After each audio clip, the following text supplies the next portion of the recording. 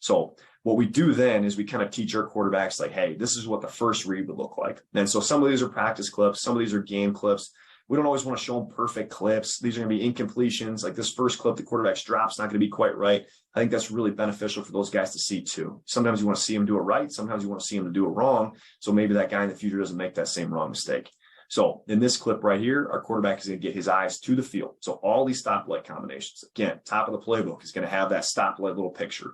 He's going to look to the field first. So here, the quarterback's feet are a little bit messy. He's not supposed to be taking this drop with this mesh. That's okay.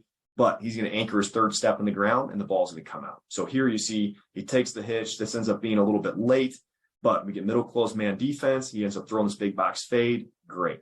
But this is a play that we feel like there's a really low chance if the ball comes out to our stoplight side in rhythm that we're ever going to take a hit, that we're ever going to get sacked. So we feel really good about that, giving the quarterback outlets, quick ways of getting the football out of his hands. So in this picture, he's going to work big box fade, and then you see that 5-yard under. And so if he didn't like that, then if I pause this thing, then he's going to be going inside out towards the boundary.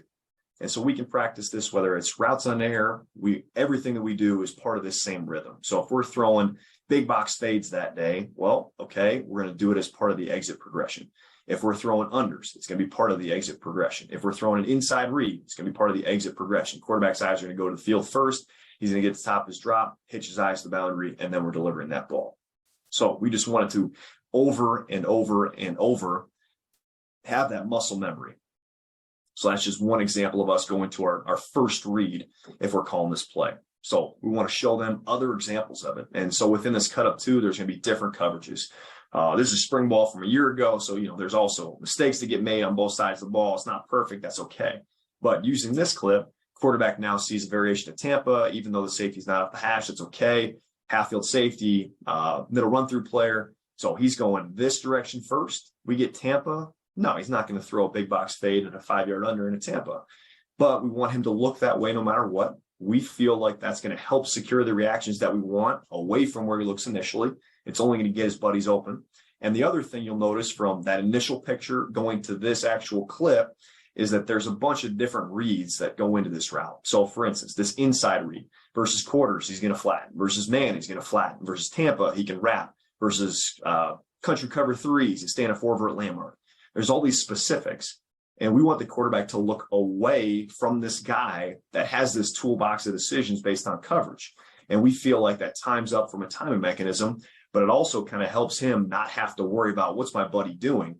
By the time that he gets his eyes back, that decision has already been made for him.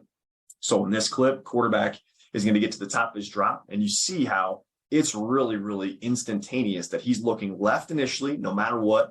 And he was a 6th-year senior last year, brilliant kid. This is spring ball, but he doesn't even need to get to the top of his drop by the time he knows, I don't like that.